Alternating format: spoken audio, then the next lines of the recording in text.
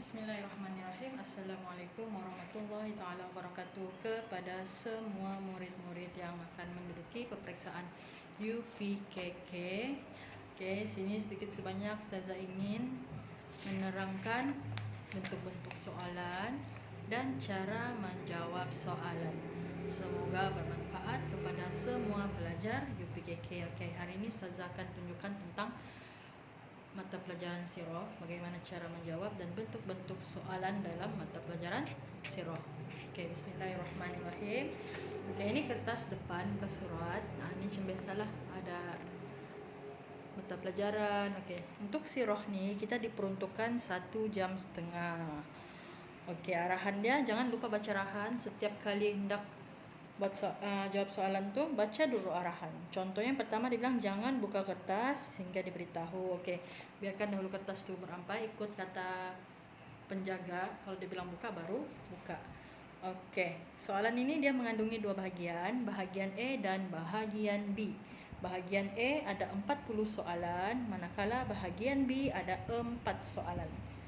Okey, bahagian B ada 40 markah, bahagian A ada 40 markah dan bahagian B ada 60 markah. Jumlah keseluruhan adalah 100 markah. Okey, mari kita lihat bahagian A. Okey, bahagian A ada 40 markah. Soalan pertama hingga soalan 10 objektif, bulatkan jawapan yang betul. Okey, manakala soalan 11 hingga 15 padankan. Okey, padankan mana jawapannya yang betul.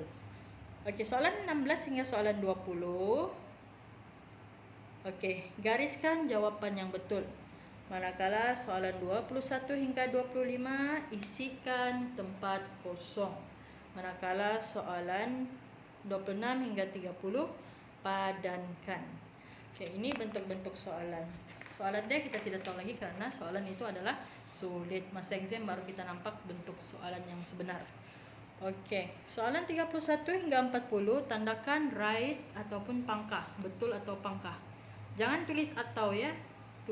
Tandakan right ataupun pangkah sahaja.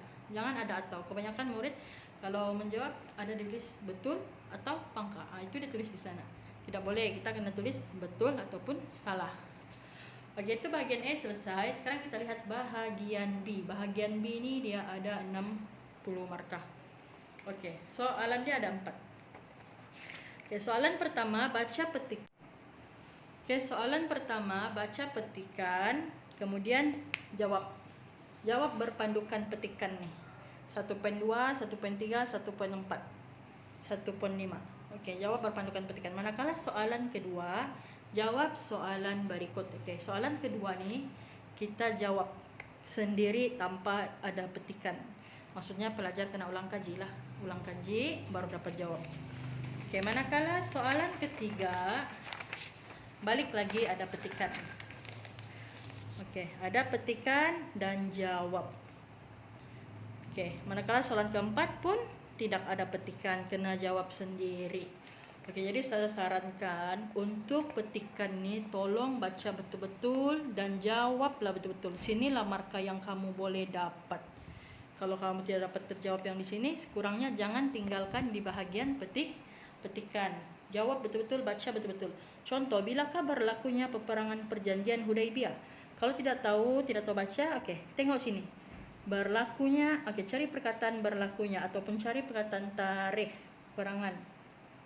Ni awal-awal sudah ada pada tahun ke-8 Hijrah. Okey, jadi petikan ni tolong jangan ditinggalkan kerana markanya pun cukup banyak. Begitu juga yang soalan 1, petikannya jangan ditinggalkan. Manakala objektif, kalau boleh bacalah betul-betul, jangan ditembak-tembak. Okey. Okey, sebentar lagi saya akan sambung untuk bincangkan soalan-soalan dan jawapan. Okey, saya harap setakat ni pelajar faham tentang bentuk-bentuk soalan dalam mata pelajaran sirah. Okey, mari kita lihat soalan pertama. Kita buat perbincangan menjawab soalan. Okey, harap membantu para pelajar. Jom kita lihat soalan pertama bahagian A. Okey, soalan pertama. Okey, Al-Amin ialah gelaran yang diberikan kepada Nabi apa? Okey, murid-murid kena ingat, Al-Amin adalah gelaran yang diberikan kepada Nabi Muhammad sallallahu alaihi wasallam. Okey, soalan kedua, siapakah wanita pertama yang memeluk Islam? Okey, pelajar-pelajar kena ingat, wanita pertama yang memeluk agama Islam adalah Siti Khadijah. Siti Khadijah adalah isteri kepada Rasulullah sallallahu alaihi wasallam. Okey, ingat, yang pertama gelaran Al-Amin adalah kepada Nabi Muhammad. Wanita pertama yang masuk Islam adalah Siti Khadijah. Kalau ditanya lelaki dewasa yang pertama masuk Islam siapa? Okey, jawapannya adalah Abu Bakar As-Siddiq. Siapa tu Abu Bakar As-Siddiq? Abu Bakar As-Siddiq adalah sahabat Rasulullah, juga merupakan bapa mertua kepada Rasulullah, kerana Aisyah radhiyallahu adalah isteri kepada Nabi Muhammad dan Aisyah merupakan anak kepada Abu Bakar As-Siddiq. Okey, jelas? Okey, soalan ketiga, apakah nama asal kota Madinah? Okey, nama asal kota Madinah pelajar kena ingat adalah Yasrib. Yasrib. Ya-sa-ro-ba. Yasrib. Itu adalah nama asal kepada kota Madinah. Soalan keempat, Rasulullah berdakwah di Madinah selama beberapa tahun. Okey, Rasulullah berdakwah di kota Mekah dan di kota Madinah. Rasulullah berdakwah di kota Madinah selama 10 tahun, manakala di kota Mekah selama 13 tahun. Total semuanya dakwah Rasulullah selama 23 tahun. Okey, jelas? Seterusnya, Rasulullah bertemu dengan Nabi apa pada langit pertama?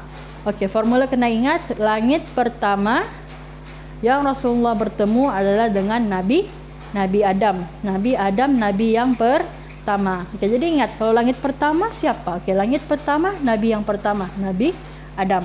Okey, jelas? Soalan keenam, wahyu pertama diturunkan dalam bulan apa? Okey, kalau murid-murid tahu, bulan berapa? Bulan apakah wahyu pertama diturunkan? Wahyu ini adalah Al-Quran. Okey, Al-Quran. Al-Quran diturunkan pada bulan Ramadan. Ingat tu, Al-Quran turun pada bulan Ramadan yang kita panggil sebagai Nuzul Al-Quran. Okey. Seterusnya soalan ketujuh, siapakah orang pertama yang melaungkan azan? Okey, murid-murid kena ingat, orang pertama yang melaungkan azan adalah Bilal bin Rabah. Bilal bin Rabah adalah orang pertama yang melaungkan azan. Okey, tadi orang yang pertama melaungkan azan, murid-murid kena ingat siapa? Bilal bin Rabah. Okey, soalan seterusnya nombor 8, bapa saudara Rasulullah yang syahid dalam perang Uhud. Siapakah bapa Rasulullah yang syahid dalam perang Uhud? Okey, murid-murid kena ingat, yang syahid dalam perang Uhud adalah Hamzah. Okey, Hamzah adalah bapa saudara Rasulullah yang syahid dalam perperangan Uhud. Okey, nombor 9, contoh jihadul akbar. Jihad al-akbar ataupun jihad besar. Jihad al-akbar dikenali sebagai jihad besar. Okey, apa contoh jihad besar? Paling senang satulah. Contoh jihad yang paling besar adalah melawan hawa nafsu. Okey, seterusnya yang ke-10. Perundangan Islam mula diperkenalkan pada tahun ke-berapa? Okey, undang-undang Islam ini mula diperkenalkan pada tahun pertama Hijrah. Okey, tahun pertama Hijrah, undang-undang sudah diperkenalkan, mula diperkenalkan. Okey, seterusnya soalan 11 hingga soalan 15, padankan. Ini contoh-contoh bentuk soalan lah, padankan. Isinya berbeza tapi bentuknya padankan sama. Okey, contoh yang 11.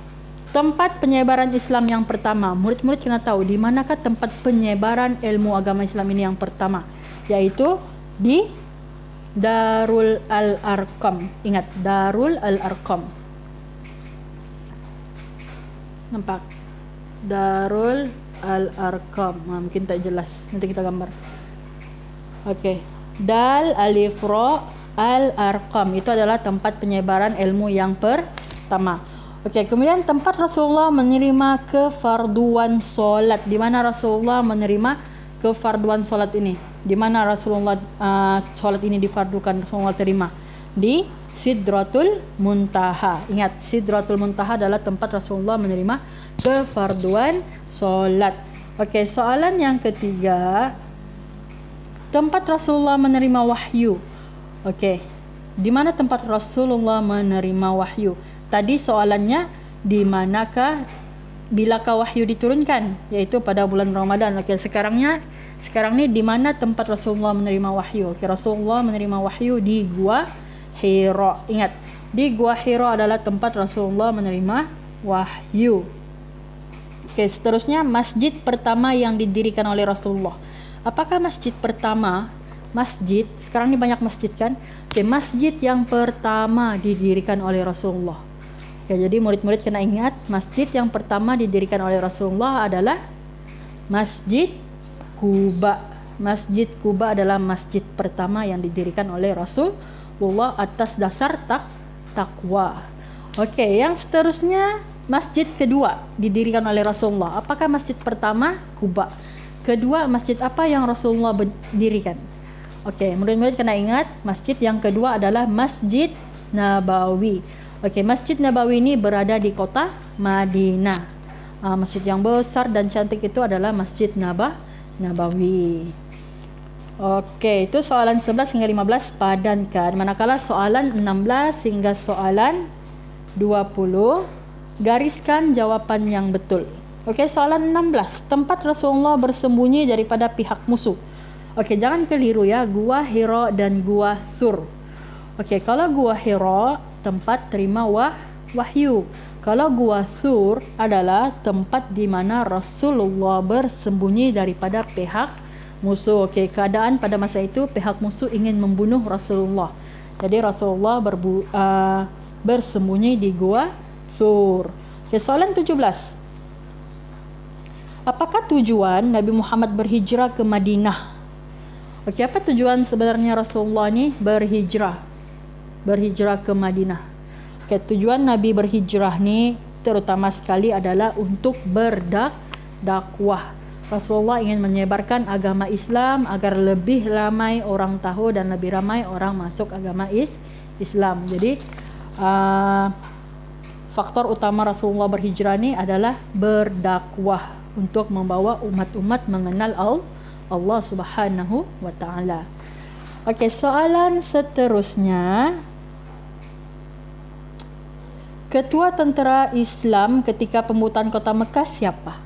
Siapakah ketua tentera Islam ketika pembukaan kota Mekah? Okey, ketika itu Rasulullah dari Mekah berhijrah ke Madinah untuk berdakwah. Kemudian Rasulullah dapat menawan semula kota Mekah. Okay, ketika memasuki kota Mekah, pembukaan kota Mekah tu, pembersihan daripada segala tempat berhala, disucikan tempat itu. Siapakah ketua tentera Islam ketika pembukaan kota Mekah tu? Okey, mestilah Rasulullah. Jadi murid-murid kena ingat, pembukaan kota Mekah yang diketuai masa itu adalah Rasulullah sallallahu alaihi wasallam. Okey, ayat soalan ke-19, perintah solat diterima ketika peristiwa apa? Perintah solat paling famous ni kisah solat difardukan, perintah solat bila solat diperintahkan, itu semua berada dalam peristiwa Isra dan Mi'raj. Itu adalah peristiwa Isra dan Mi'raj. Jadi kalau berkaitan solat, peristiwa solat, semua itu berada di dalam kisah Isra al-Mi'raj. Peristiwa Isra dan Mi'raj. Okey, soalan ke-20. Raja Habasyah. Okey, Raja Habasyah ni ada dalam buku tahun 3. Okey, kalau murid-murid ada ulang kaji, murid-murid tahu Raja Habasyah ni dikenali sebagai pemerintah yang bagaimana? Okey, Raja Habasyah dikenali sebagai pemerintah yang sangat adil. Okey, Raja Habasyah adalah raja yang adil. Ingat, Habasyah. Raja Habasyah adalah raja yang adil. Okey, soalan 21 hingga 25. 21 hingga 25, isi tempat kosong. Dia bagi sudah ni jawapan, tinggal kamu isi tempat kosong. Okey, soalan pertama, 21, jihad terbahagi kepada berapa bahagian? Okey, murid-murid kena tahu ya. Jihad terbahagi kepada 2 bahagian. Pertama, jihad al-akbar, kedua jihad al-asghar. Maksudnya yang pertama jihad besar, yang kedua adalah jihad kecil. Contoh jihad besar tadi kita ada jawabkan. Oke, jihad besar tadi adalah melawan hawa nafsu.